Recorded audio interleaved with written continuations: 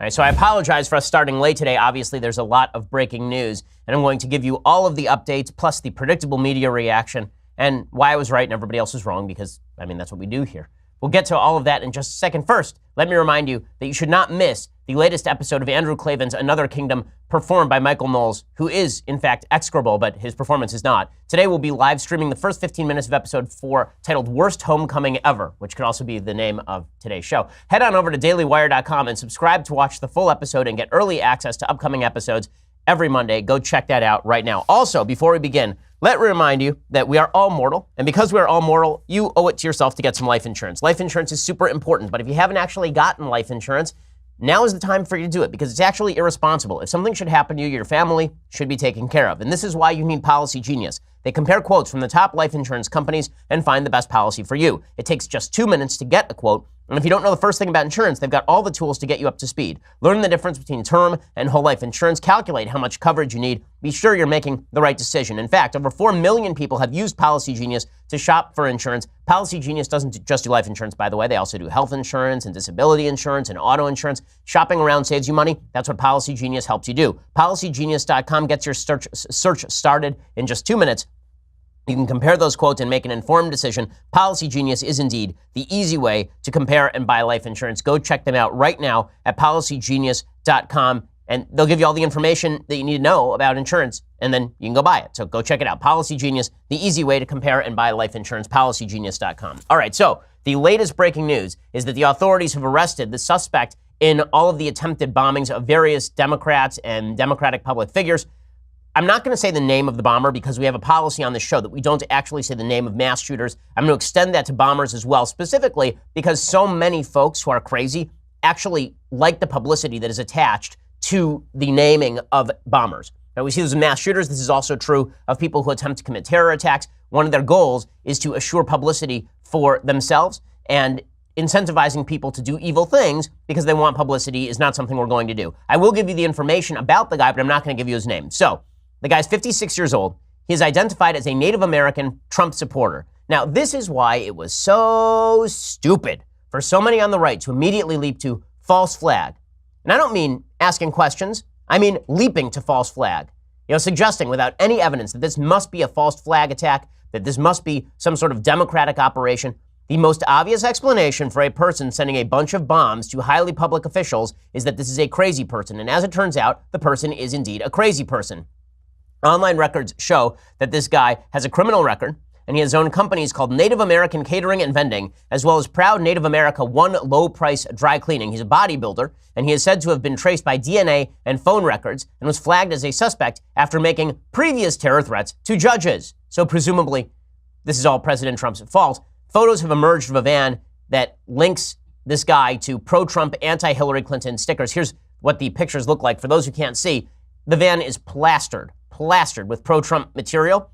It's just a bizarre van. Like if you saw this on the street, you would figure absolutely crazy person. There's an inverse proportion between the number of bumper stickers on your car and your sanity. The more bumper stickers on your car, the more clearly we can assume that you're a crazy person. So that means that this guy is a complete nut job.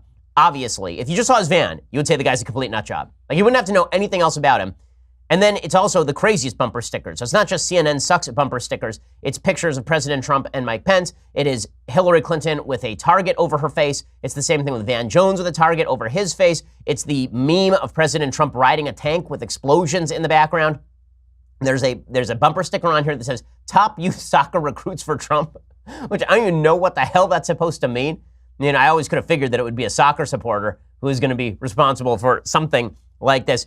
Shocker. I can't believe that somebody with this van is sending bombs to people. That's crazy. Now, the media immediately jump exactly where you think they would jump, which is the guy isn't crazy. He was a perfectly rational, sane human being until President Trump came along. Unfortunately for them, this is belied by all available evidence. So this person has been arrested some 10 times. He was arrested back in 2002 for an attempted bombing threat.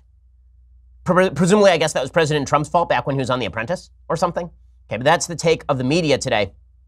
Law enforcement officials covered that white van. It was covered in photos, as I say, of Donald Trump and Mike Pence, and had at least one sticker referring to Hillary Clinton. Here is a little bit of tape from CBS News covering all of this, the FBI covering the van. So All of that is just covering delightful. up a van, it looks like, in the same location where an arrest was made, or at least there was a lot of activity. And I wonder, you know what's interesting, guys? And again, I'm sorry, Mel, and sorry, Anne-Marie. Look at all that stuff in the windows. Yes, I'm just noticing that the FBI, the picture that you're looking at right now is absolutely unbelievable. What they're doing is they're covering up this van, which I caught a very brief glimpse of it, and without 100% certainty, but I thought I saw a picture of Hillary Clinton in it. On the media and, are so excited. I mean, listen to how the media are covering this. Ooh, the van has pictures of Hillary and friendly pictures of Trump. And you know what that means? That means President Trump is responsible. He deputized this man. And that's what we're going to get.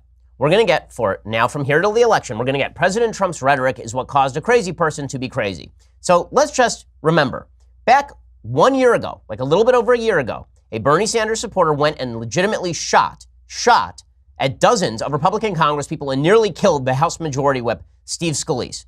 Shot him so badly he was in critical condition. When he did, he arrived shouting that because the Republicans were killing people with their health care plan, that he was now going to kill Republican congresspeople. Bernie Sanders had spent the prior month saying that the Republican health care plan was going to actually kill people. This is something that Bernie Sanders said. Was Bernie Sanders responsible for the crazy guy? No, Bernie Sanders was not responsible for the crazy guy. Now, if you want to say, if somebody, let's say that a President Trump supporter went and just punched a protester, I would say, okay, lot closer linkage between the rhetoric President Trump has used and that particular action. Just as I say, there's a lot closer linkage between Maxine Waters saying confront people in public places and Democrats going and confronting people in public places. Incitement to one activity is not necessarily incitement to sending bombs in the mail or shooting people up on a congressional baseball field. But the media have leapt to a particular conclusion. Bernie Sanders in 2017 was completely innocent of what this guy did. Agree. And then they say, well, a crazy person, like an obvious crazy person, it is President Trump's responsibility what happened here. And that is absolutely a bunch of crap. And it's dangerous crap, too. It is, because here's what the left says. What the left says is the climate of polarization, the climate has gotten too nasty in this country. It's just a bad, nasty climate of polarization that we have here in the United States. And that's all President Trump's fault. So maybe we ought to censor what people on the right are saying. Maybe we ought to claim that people on the right are uniquely evil. Do they understand that that claim actually radicalizes folks? That the best thing, if they were two-sided about this, if they were objective about this, if what they said was, listen, everybody needs to tone down the rhetoric. Bernie Sanders needs to tone down the rhetoric. Democrats need to tone down the rhetoric. Republicans need to tone down the rhetoric. Then at least they're consistent. I've been saying that. I've been saying that for literally years on this program. I've been saying that. But that's not what the media are saying. What the media are saying is that every time a Democratic whack job does something, it's the fault of the Democratic whack job. Every time a Republican whack job does something, it's the fault of all Republicans across the country. And that is going to drive people nuts, and it's going to make people less likely to tone down the rhetoric. It's likely to make more people anti-media. And all of this talk about radicalizing people against the media don't need President Trump's help for that. They do it pretty well themselves. That doesn't mean that President Trump ought to be saying what he's saying. It does mean that the Democrats in the media are absolutely radicalizing a population of people on the other side by claiming falsely that everyone on the other side is responsible for the actions of somebody who's clearly insane. This stuff is really, really gross. And the media were doing this in advance, right? They were prepping this narrative for legitimately days in advance of the actual discovery here. We'll get to the Republicans and what they did wrong here too, because President Trump's response to this was really, really idiotic. But let me just show you some of the CNN chyrons that were preemptively attacking President Trump when they didn't even know who this guy was.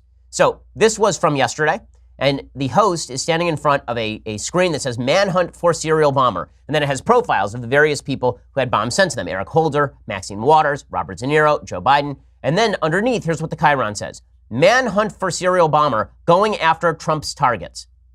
So the idea here is that President Trump somehow deputized this crazy person to send bombs in the mail. That was President Trump's doing. Okay, CNN was saying this openly. They weren't trying to hide the ball here. Here's another chyron. Okay, there's a reporter on screen from the White House, and it says underneath, CNN, Trump has no plans to claim any personal responsibility for inciting serial bomber. Why would he have plans to claim personal responsibility for inciting a serial bomber? Did Bernie Sanders claim that he had responsibility for inciting a serial shooter? Really? Is there any evidence that President Trump incited this guy? Did he send a piece of mail to this guy saying, it would be awesome? Can you send some pipe bombs to Maxine Waters? But this is exactly what CNN was claiming. And you wonder why folks on the right don't trust the media. This is why folks on the right don't trust the media. Like, it's absurd. Here's Maxine Waters, a person who legitimately has said in the past few months that you should get in people's face in quasi-violent ways, in public places, on politics. And now she's ripping into President Trump and saying he should take responsibility for an obviously crazy person. By the way, this is why I objected to all the false flag garbage that so many on the right were spewing right out of the gate. Because my feeling is that the obvious answer to this was it was a crazy person. You know who sends bombs to people in the mail? High-profile people in the mail. Bombs that don't work properly. You know who does that? Crazy people. Yeah, but here's Maxine Waters blaming President Trump. Maxine Waters, probably the most volatile and the most violent rhetoric-using Democrat in the United States Congress. Here she is blaming Trump for all of this. I think the President of the United States has been dog whistling to his constituency, making them believe that their problems are caused by those people over there. And I think that they're acting out what they believe the President wants them to do and the way that he wants them to act. Okay, that's crazy. Okay, the idea that Trump wants people to send bombs in the mail is insane. But that's totally what Maxine Waters would say. You would expect her to say this. And it's this sort of one-sided coverage that leads people not to trust the media. Now, the media are not responsible for people sending bombs to them, but the media are responsible for increasing a volatile climate. Now, they blame President Trump for increasing the volatile climate. I agree. President Trump certainly has not tamped down the volatile climate. But the media are part of that volatile climate. And they are making the climate more volatile, not less volatile. And the fact that they are denying that demonstrates that they are completely out of touch with reality. I have more on that, plus more information on the suspect, on the alleged bomber, in just 1 second. First, let's talk about you getting dressed up this weekend. So, we're already at the weekend, and that means that it's time for you to get dressed up. Look snazzy. Well, the suit that you got off the rack, it doesn't look very good, okay? It's just hanging off of you like drapes. Instead, you ought to be going and getting a nice, tailored suit. Go check it out at Indochino. Indochino is the world's most exciting made-to-measure menswear company. They make suits and shirts to your exact measurements for an unparalleled fit and comfort. Dudes love the wide selection of high-quality fabrics and colors to choose from. You can personalize all of the details, your lapel, lining, pockets, buttons, writing your own monogram. All you have to do is visit a stylist at their showroom and have them take your measurements personally. They have those showrooms around the country. Or you can measure at home and shop online at Indochino.com. It's really cool, and you feel like James Bond. It just comes right in the mail, and it fits like a glove. Plus, they have now moved into casual clothing as well. They sell chinos now. Chinos originated 120 years ago as part of a British-French military uniform. They were designed to be simple and durable and comfortable and camouflaged in earthy tones. Well, now Indochinos are perfectly tailored for a fit and customizable to suit any personal taste and style. Right now, my listeners get any premium Indochino suit for just $359 at Indochino.com when entering promo code Shapiro at checkout. That's 50% off the regular price. Indochinos at an introductory price of $79 too. Shipping is free. Indochino.com, promo code Shapiro. You get all those special deals. Any premium suit for just $359 plus free shipping. And Indochinos at an introductory price of $79. Pretty solid deals for some of the best looking clothes you're ever going to wear. Okay, so new details on, this stuff is emerging minute by minute. New details on the alleged bomber. Again, we're not using his name on the program for reasons I specified a few minutes ago.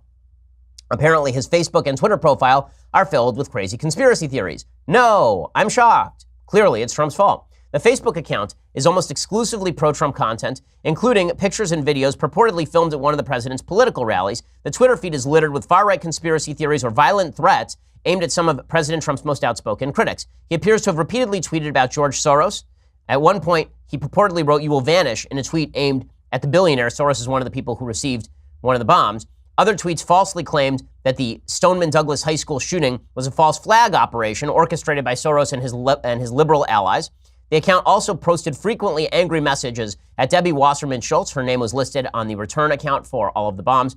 Other prominent liberal activists, including David Hogg, who's a Parkland survivor, and Colin Kaepernick and Antifa, are targeted in other tweets. Also, this person tweeted violent death threats and pictures of death at Sarah Zhang, who's a New York Times columnist who tweeted a bunch of racist, anti-white stuff a while ago.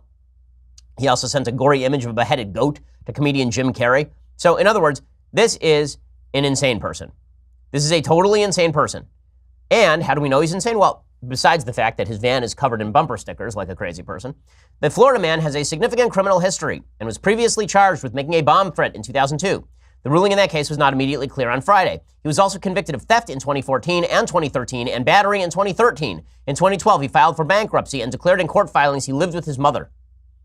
So, yeah, clearly this is President Trump's fault. Obviously, this is all President Trump. His Twitter feed is gross.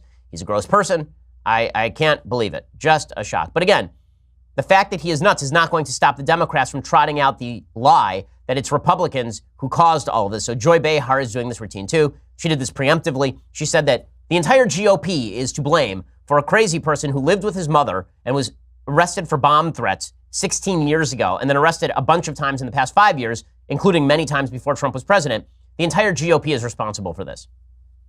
And I think that it's incumbent upon the Republicans in this country to start to speak out. They did not open their mouths when he attacked your father. They did not open their mouths when he attacked a Gold Star family, or he said he was going to grab women by their genitals, or when he said the Second Amendment will take care of Hillary Clinton. They stayed silent, and they are the perpetrators also.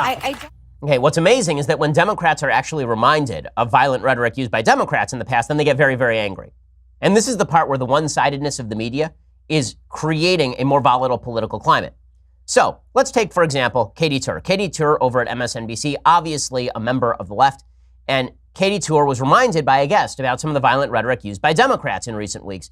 She didn't like it. She wasn't willing to talk about it. Eric Erickson is the guy you'll hear talking about Democratic rhetoric. But MSNBC will have none of it because obviously only one side of the political aisle is bad and volatile and uses overheated rhetoric.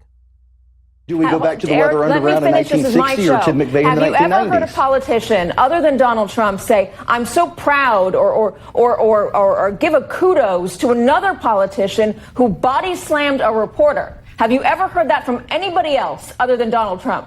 Well, and Katie, the responsibility No, that's Eric. really Eric is going to answer president. this question. Hold on, Donna. Have you heard that from anyone Donald else? Trump is a symptom of what's going on in this country.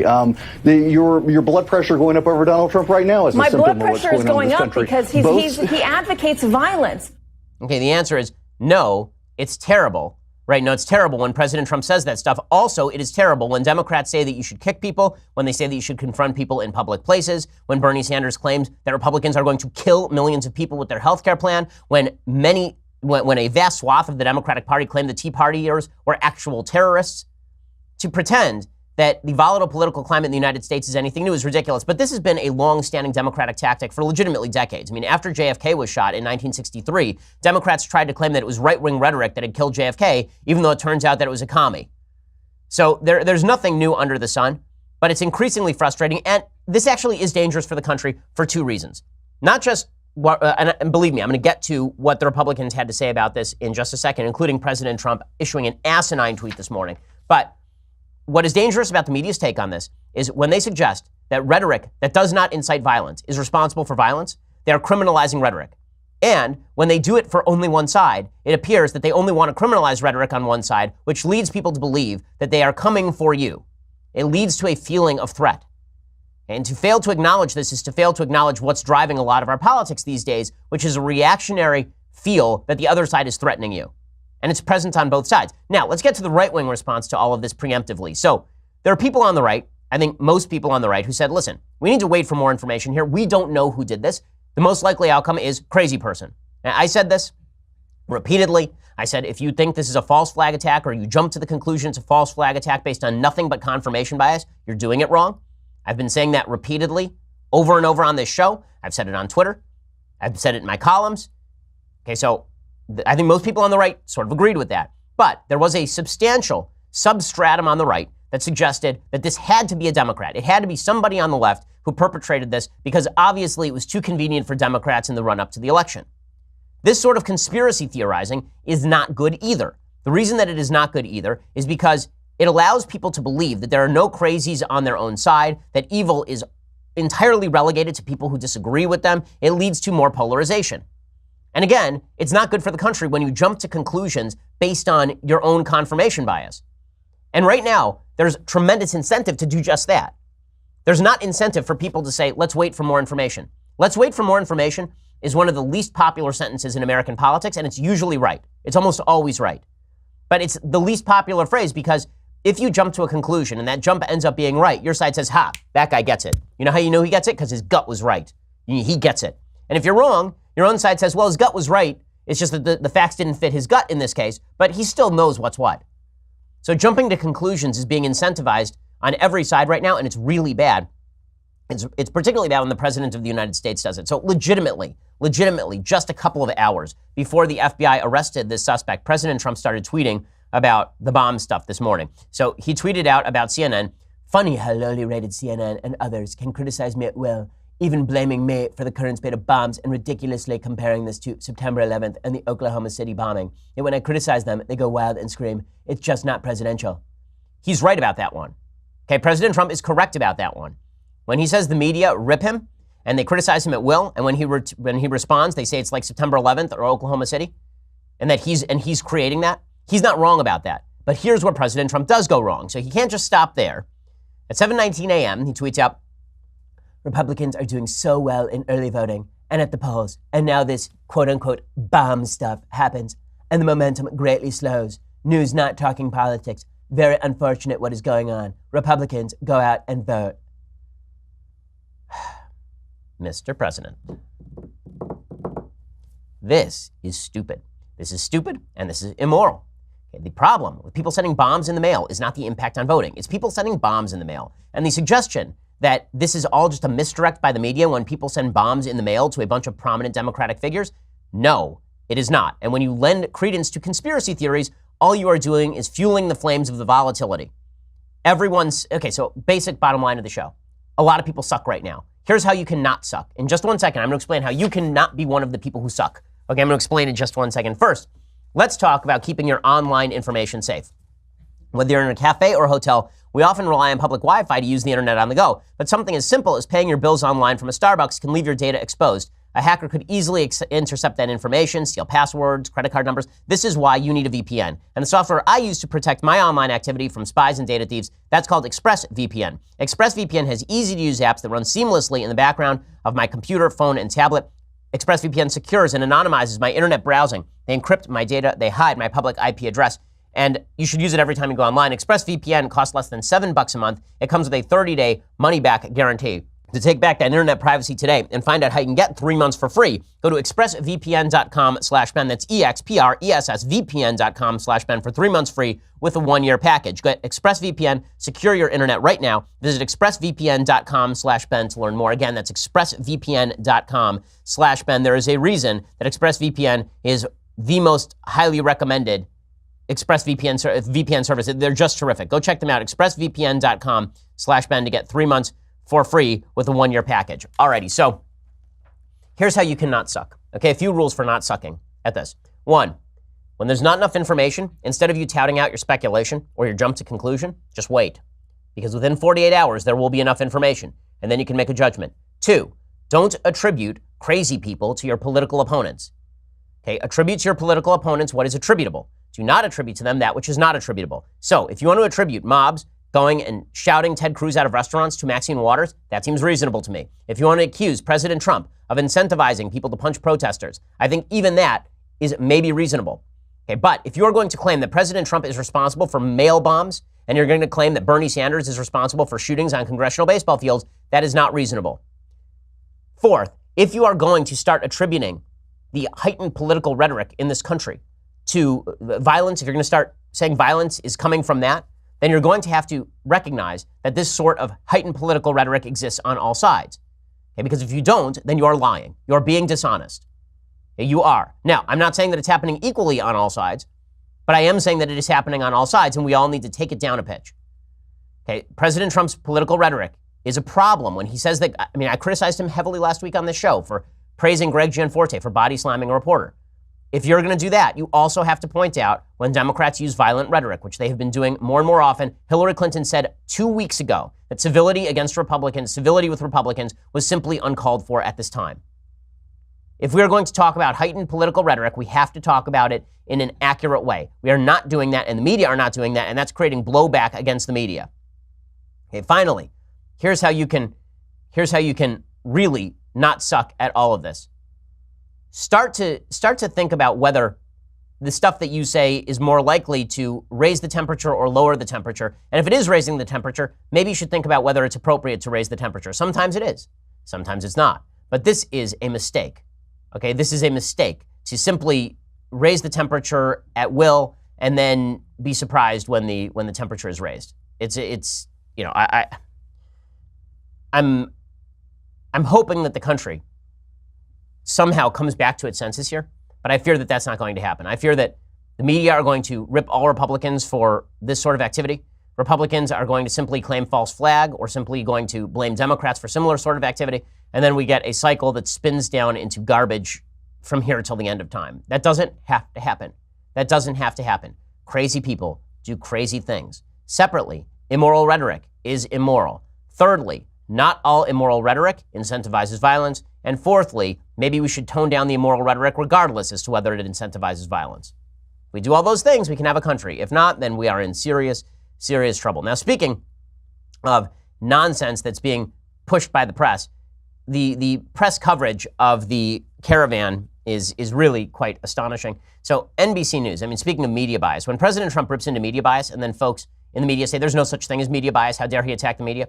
NBC News made their header on Twitter an actual picture of the caravan, of the migrant caravan.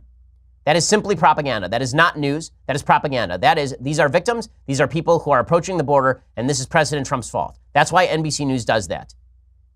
The polarizing political environment did not begin with Trump. It will not end with Trump. It is going to continue from here till the end of time. Okay, and then you see the rhetoric on the caravan issue, obviously being exaggerated on both sides. So here was President Trump tweeting about the caravan issue yesterday. And I'll explain what's wrong with this, because when I first read the tweet, I didn't really know what was wrong with it. And then I looked into it a little more, and there's a problem with the tweet. In sort of effect, it's correct, but in practice, it's wrong. So President Trump tweeted out, "To those in the caravan, turn around. We are not letting people into the United States illegally. Go back to your country, and if you want, apply for citizenship like millions of others are doing." So people pointed out that the people who are trying to get to the southern border of the United States are applying for asylum. You can't do that unless you're already in the United States or at the U.S. border. So you can't actually apply for political asylum from the country of origin. However, President Trump's actual suggestion is that these people are not actually looking for political asylum. Instead, they're looking for economic opportunity, which means that they would be fraudulently filing papers if they were seeking political asylum when they were really looking for economic opportunity. So go home and apply the right way. I don't think there's anything wrong with Trump saying go home and apply the right way, but if the idea is that it's illegal for them to approach the southern border and apply for asylum, that of course is not true either. What is also not true is that the United States has an obligation to take in everyone who wants to cross the border, no matter where they come from or what their motivation is. John Kasich is back. I don't know why. Oh God, no. Please God, no. Not John Kasich. John Kasich, Ohio governor, he's back. And he says that God, he's spoken to God. Now, as a religious person who speaks with God 3 times a day, God doesn't talk back to me, but I talk to God fairly often, like a lot, okay? But apparently God does talk to John Kasich. And it's funny how the left will mock Mike Pence when he says that he has to pray on things in order to make a decision. But when John Kasich is mouthing leftist platitudes in the name of God, then it's totally fine. Here's John Kasich suggesting that God doesn't want us opposing the caravan. And let's stop putting up walls around ourselves and not understanding the plight, the trouble, and the problems of others. It is not right, and the Lord doesn't want it. And our people, at their hearts, want to reach out to others. Look at what they do in these storms. They go and they rescue people they don't know. They put them in their homes. They feed them. That's America. Not all this garbage and this division and yelling and screaming and hatred on all sides. Okay, well, it is also true that What is America is maintaining a border, so there's that as well. But even John Kasich, right, the guy who's going to bring us all together, can't stop himself from using this sort of overheated rhetoric. It's a problem. It's a problem. Okay, so meanwhile, speaking of overheated rhetoric, Megyn Kelly is going to be out at NBC. She's out at NBC because they are basically fibbing about Megyn Kelly being a racist. So this was sort of predictable. Megyn Kelly was not getting good ratings in morning. And so they decided that they wanted to dump her, and then they found an excuse to dump her when she said on a morning show that she didn't see what was wrong with people darkening their skin for Halloween costumes. They accused her of being pro-blackface, as we've discussed over the last couple of days. This was sheer, absolute nonsense. It is just untrue. We'll talk about the media's attempt to polarize the culture on the issue of race, and NBC's attempt to do so for political gain in just 1 second. But you're going to have to go to dailywire.com and subscribe to be part of that. $9.99 a month gets you a subscription to Daily Wire. When you do, you get the rest of this show live, the rest of Andrew Klavan's show live, the rest of Michael Knowles' show live. You get to be part of our mailbag, which we are doing today. You can send us questions in live today. I'm sure you have questions for which we have the answers. Also, when you spend $99 a year and you get the annual, which is cheaper than the monthly, you get this. The Leftist Tears hot or cold tumbler. It is magnificent. You will love it. You will live it. You will lavish yourself upon it. It is fantastic. I don't even know what that means. It's so good. Yeah, the Leftist Tears hot or cold tumbler. So go check that out right now. Also, check out our Sunday special this weekend. You do that by subscribing at iTunes and leaving us a review for 5 stars. Those are the only sorts of reviews accepted at this purchase center. So go over there and check that out. Next week's Sunday special, by the way, is epic. It's really, really good. So go check that out as well. We're the largest, fastest growing conservative podcast in the nation.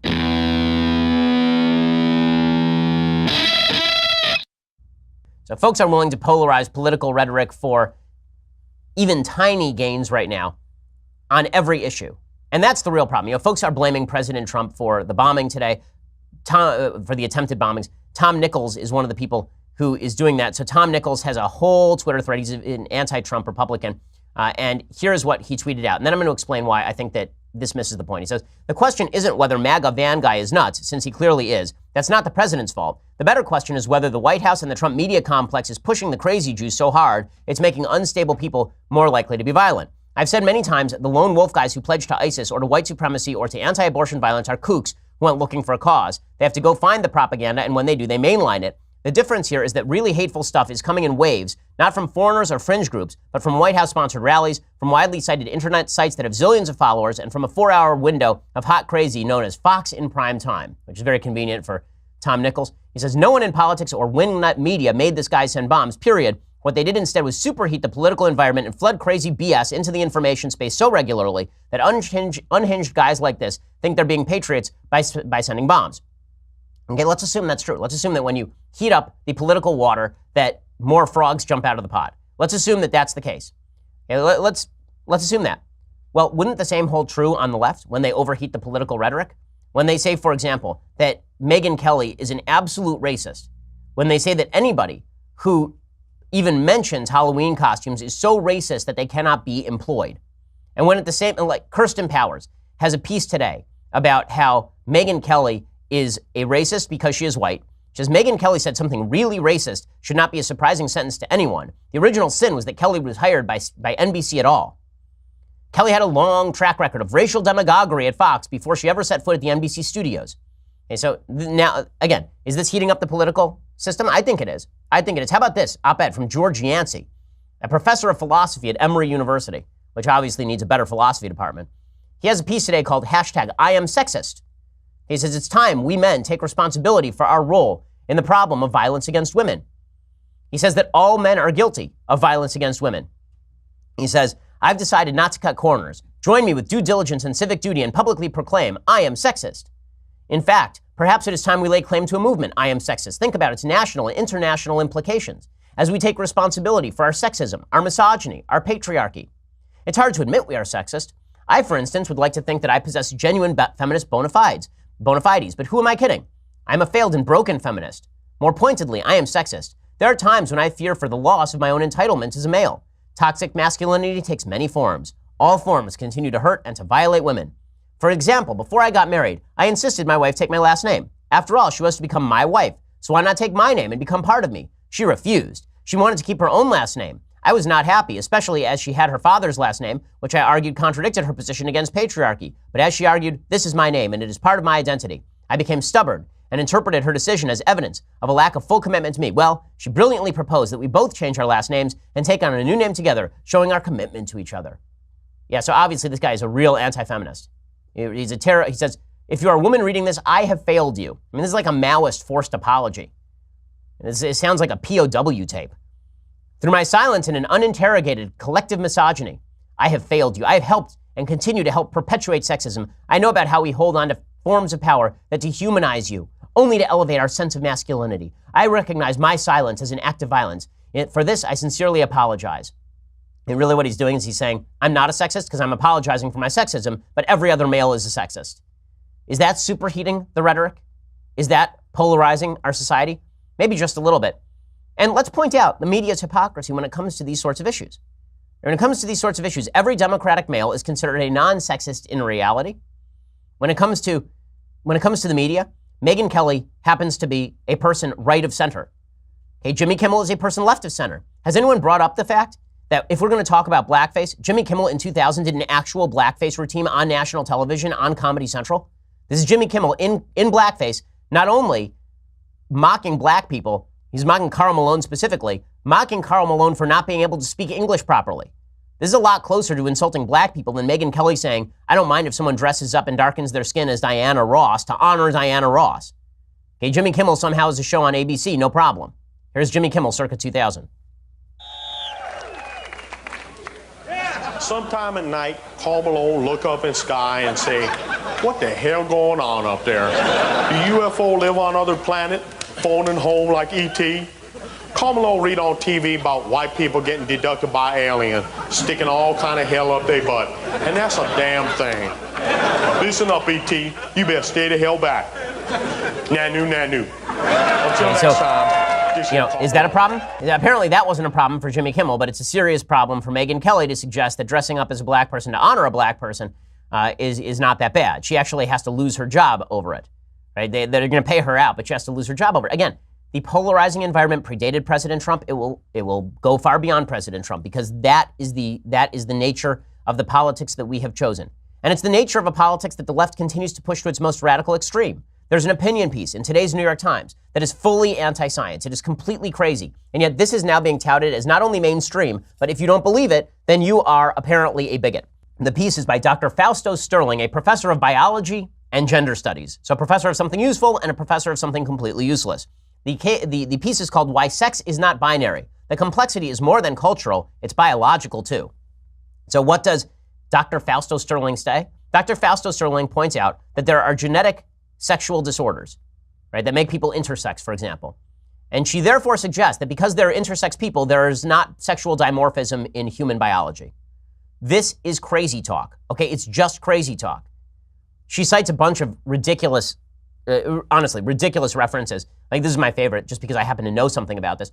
She talks about Jewish thought. She says the ancient Jewish rabbinical code, known as the Tosefta, for example, sometimes treated people who had male and female parts as women. They could not inherit property or serve as priests, at other times as men, forbidding them from shaving or being secluded with women.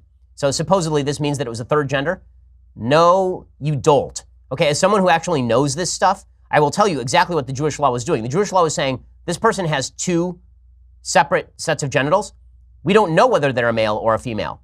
Therefore, we are going to be as strict as possible in every circumstance. So we will treat them as female for purposes of forbidding them from temple service, but we will treat them as male for purposes of forbidding them from shaving. In other words, we don't know, but that doesn't mean male and female don't exist. The case being made in the pages of the New York Times.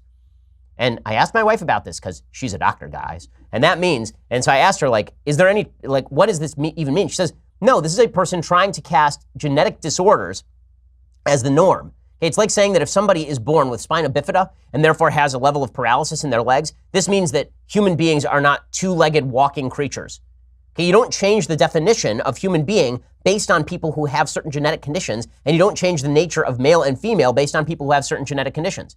Does that polarize the culture to do that and then claim everyone who disagrees is some sort of bigot? Yes, it does. Yes, it does. And yet that's exactly where we are. That's exactly where, okay. Let's get to the mailbag because this has been a very tiring week. And maybe some people in the mailbag can cheer me up. So let's check it out. All right, let's start with Jesse. Jesse says, Dear Ben, I read Brave New World last year and found it to be hilarious. What are your thoughts on it? And what are some other books that point out the flaws in leftist ideology you would recommend? Well, Brave New World is actually a very prescient take on what exactly a technology-centered hedonistic society would look like. The basic premise of Brave New World is that there's a group of people who have basically separated sex and procreation, that they are drugged to be happy with a drug called Soma, that they're emotionally manipulated to be happy, and then there are these group of primitives who sort of live out in the middle of nowhere as people used to. The question of Brave New World really is whether the Brave New World is good or whether it's bad. It's pretty obvious that it's bad for people who live in Western civilization, which means you have to ask yourself why. As far as other books along those lines, obviously the works of George Orwell are along these lines, Animal Farm in 1984. There's a precursor to 1984. It's a Russian novel, and I'm forgetting the name of it. It's also very good. There's a bunch of fiction, science fiction, that's sort of along the lines of Brave New World, post-apocalyptic fiction. Obviously does some of this. Actually, a book I recommended this week, Submission, is sort of along these lines, a parodic take on what is happening in Europe. I mean, the undercovered story of the year is that the European Human Rights Commission ruled today that it is proper to fine someone for speaking against the Prophet Muhammad in Europe. Okay, that is indeed a Brave New World. Tyler says, hey Ben, I was curious if you're going to be on a strict parent on who your children date when they are older. Or are you going to let your kids date or marry whoever they want? Huge fan of the show. Of course I'm going to be a strict parent. I'm not an idiot. You think that I'm going to let my kids date whoever they want? Kids are stupid. Why would I possibly do that? First of all, my kids don't get to date until they are of marriageable age, because I am not in favor of dating just for fun. I think that that is a temptation to sin, and I think that it is I don't think that you get anything out of it when you're 16 years old. They can date when they're ready to get married, because dating is supposed to be for marriage. It's not supposed to be for heavy petting or going riding in the car or any of that stupidity. Okay, Spencer says, hey Ben, what are your thoughts on the works of modern Jewish philosophers such as Martin Buber, Emmanuel Levinas, and Hannah Arendt? Well, I mean, Buber is the closest to an actual Jewish philosopher. I don't know the work of Levinas that well, so I'm going to leave him out. Hannah Arendt is not particularly a Jewish philosopher. She's more of a philosopher who happened to be Jewish. Her connection to Judaism is pretty strained. Martin Buber is the creator of sort of the I-thou binary. He says that religion is basically a conversation between the divine and man. I like a lot of that. I don't like his anti-Zionism very much. Jeffrey says, who do you think will run Republican in 2024? There are a lot of candidates out there. I would be surprised if Rand Paul doesn't try to make another run. I would be surprised if Nikki Haley doesn't try to make a run in 2024. I'd be surprised if Mike Pence doesn't try to make a run in 2024. There are a bunch of Republicans out there who probably would. Timothy says, Ben, do you think the left actually believes their own arguments? I was wondering if you could help explain the hatred of Jews from the radical left, yet they parade around calling everyone else Nazis. Thanks, Tim. Well, I think that most people on the left are sincere, but I don't know that they've really thought through their own arguments, which is why I spend a lot of my time when I talk to folks on the left trying to get people on the left to recognize the consequences of their own arguments. Right? What do they actually believe at root? And as far as anti-Semitism on the left, I've suggested that there are really three main types of anti-Semitism in the world right now. There's kind of the alt-right anti-Semitism, which is old-style racial and religious anti-Semitism. Jews are inferior or bad or corrupt or greedy or communists because they killed Jesus and all of this kind of stuff. That's type number one, and that's pretty terrible and old school. Type number two is Muslim anti-Semitism, radical Muslim anti-Semitism, which sort of conflates religious anti-Semitism with ethnic anti-Semitism. And you see that throughout the world where hate crimes against Jews are rising in Europe as the radical Islamic population of Europe rises. And the third type of anti-Semitism is leftist anti-Semitism, where anti-Semitism arises for two reasons. One, the secular left doesn't like religion very much. And two, the secular left very often believes that basic distribution of resources that is not even means that the person who is more prosperous somehow victimizes the person who is less prosperous. Jews happen to be more prosperous. They tend to achieve highly in intellectual areas. The state of Israel is a wealthy state. And so folks look at them and they say, well, they must have gotten wealthy by screwing somebody else, and therefore they are the bad guys in this particular situation. Also, the state of Israel is a nationalistic institution. The left does not like nationalism. They think that internationalism and globalism is a better way of life. I disagree. Brian says, who's your favorite comic book supervillain and why? Thanks, love the show. Well, there are a couple who are just fantastic. So the Joker is great, but only because the Joker is just sheer chaos. Lex Luthor is fantastic because Lex Luthor, at least in the modern iteration under sort of Jeff Johns, Lex Luthor is taken as a character who is firmly convinced that we cannot give power to any one person or any one being, because if we do, that person could use the power against us, which is actually the correct premise. It's actually Batman's premise, right? Batman sort of uses the same premise a lot. In Batman versus Superman in the comics, that's really what Batman is saying. He's saying we can't allow anybody to have this sort of power if they are going to, be judging us from above. That's why you have to believe that the only reason Superman is allowed to exist in this world, in comic book world, is because he is truth, justice, in the American way. Were he not, he would be a supervillain, right? So I like Lex Luthor a lot.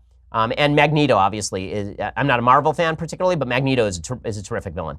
John says, hey, Ben, I've been married to my wife for over a year now, and I, like most men, have made her more conservative over time. Well, I think that I'm not sure that men make their women more conservative over time. I think most likely marriage and living in an institution where you actually have to live with one other person and be responsible, that tends to make people more conservative. The one issue she will not budge on, however, is abortion. I'm very cut and dry on it and do not agree with abortion for any reason other than if the mother's life is in danger. It seems every time we talk about the issue, an argument ensues. Do you have any advice on how to talk about the issue and highlighting the negatives of abortion without coming off as condescending? Big fan. Well, honestly, I don't think it's about condescension. I think that it's more about you have to look at the actual biology of a growing human child. And this isn't really about my moral system is better than your moral system. It's really about morality forbids the killing of human beings. This is a human being. That's what science says. You don't have to be condescending about that, but I'm not sure in what context this would really come up. I know this. When I first met my wife, she seemed to be a lot more pro-choice, and then as she learned more about the biology, she became she's probably more pro-life than I am at this point. So biology tends to be the great leveler when it comes to this particular issue. Okay, final question. Sam says, hey, Ben, my intellectual hero, love everything you're doing. Question and joke. When scientists find life anywhere, cells, bacteria, on other planets or moons, and we all celebrate the greatest achievement in human history, will the left be consistent in their hypocrisy and declare cells not a life, but in the other breath say they are the party of science and recognize cells are life, making a new definition of what's life once more? This is stupid and exhausting. Love the show. Well, yeah, I mean, this is an argument that I've made. I made it on Fox News when I did my Sunday special. This argument that life does not exist in single-celled organisms as long as they're human, but they exist everywhere else, that obviously is logically untenable in every conceivable way. Okay, time for a quick thing that I like and then some things that I hate. So, the thing I like today, so I decided to do some cartoons end of the week, not only because cartoons have bombs in them, but also because cartoons are hilarious and joyous and fun, and I think we've lost a lot of those things. So here is a little bit of one of the great classical music cartoons of all time. This is Bugs Bunny, not being a transgender bunny, but pretending to be female for purposes of deceiving Elmer Fudd. Bugs Bunny was not actually a female bunny in a male bunny's body.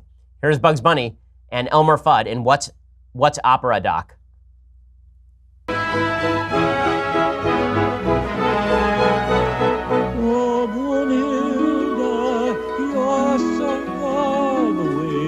Yes, I know it. I can't help it. Oh, Brunhilde, be my love.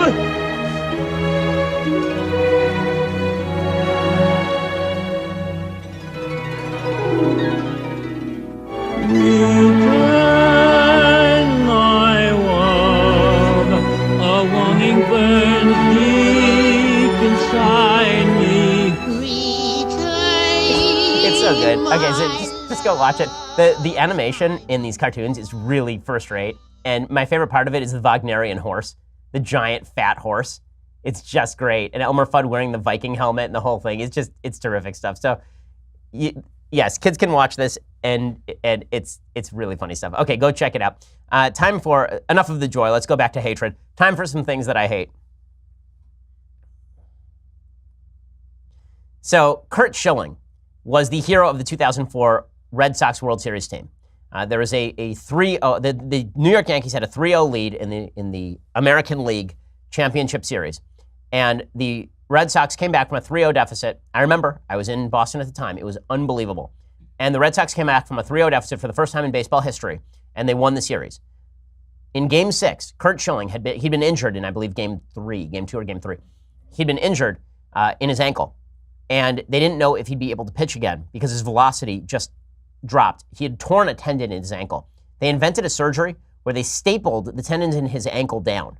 Okay, and then he went and he pitched Game 6 of the World Series, and he was gutting through actual bleeding. Like he started bleeding through his sock as he was pitching. So he was the hero of the Red Sox championship season in 2004. Well, now the Red Sox are in the World Series again, and in the first game they had a bunch of members of the 2004 Red Sox team throw out the first pitch together. It was a lot of the key members.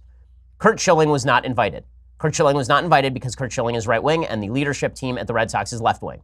He was the biggest star on that team. He was the reason they went to the World Series. He's the reason they won the World Series. But here is Curt Schilling talking about that yesterday. Well, again, they didn't. This is politics. Unfortunately, we talk sports. That's the name of the show, and that's what we do. And we're going to keep talking sports. But the fact of the matter is, politics has crept in, starting in a very significant way with Colin Kaepernick, and it's just continued. And that's not going to change. But that's not who we are, what we do. And the fact of the matter is, I said last night, I sleep pretty good at night. I know who I am. I know what I am, and my rings are still there, and my trophies are still on the shelf. It's all good. Okay, so that obviously is ridiculous, but that is the length to which polarization has gone. Curt Schilling, forget about his political views. The guy was the hero of the 2004 team, not invited to the World Series. Just great stuff. Okay, other stupidity, final stupidity for the day, and then we'll leave for the week because I got to take a break, man. Mathematicians, this is according to Real Clear Investigations, mathematicians who want tenure at UCLA have to do more than show a facility with numbers. They have to pledge in writing a commitment to diversity, equity, and inclusivity. All professors applying for tenure-track positions at UCLA must write a statement on their commitment to diversity, showing, for example, their record of success advising women and minority graduate students, according to the UCLA Office of Equity, Diversity, and Inclusion. This reflects a push by college bureaucrats to ratchet up requirements to achieve a more diverse campus. This is so insane. So instead of the burden of proof being on somebody to show that somebody's racist, instead the burden of proof is on you to demonstrate that you are not racist by signing a forced statement under penalty of lack of tenure, showing that you are committed to diversity. Now, not diversity in thought, obviously, diversity in ethnicity. Now, what's weird about that for science and math departments is presumably you want to recruit the best candidates regardless of race. And you know who is most affected by all of the affirmative action programs at top universities? Not white folks, Asian folks. Right? There's an entire lawsuit against Harvard University about that right now. But these universities have decided that ideology matters a hell of a lot more than actual efficacy of these departments. And that is not a call for lack of diversity. It's a call for a meritocracy, which matters a lot when you are talking particularly about merit-driven fields like math and science. But I guess that we're not going to do that anymore. We're instead going to force people to sign ridiculous Stalinist statements about leftist priorities before we allow them to teach math at a major university. Solid job, universities. Good job, guys. Okay, well, we'll be back here next week. We'll see how crazy things are then. Have a safe weekend. I believe I'm supposed to be on Meet the Press on CBS on Sunday. Is it Meet the Press? Which is the one? Yeah, I believe it's Meet the Press. So I will get the information out, and I will let you know. I'll tweet out all of that on NBC. It's NBC's Meet the Press. I will be on that on Sunday is the plan. So make sure to check that out, and we'll see you here next Monday. I'm Ben Shapiro. This is The Ben Shapiro Show. The Ben Shapiro Show is produced by Senya Villarreal, executive producer Jeremy Boring, senior producer Jonathan Hay. Our supervising producer is Mathis Glover, and our technical producer is Austin Stevens. Edited by Alex Zingaro. Audio is mixed by Mike Caramina. Hair and makeup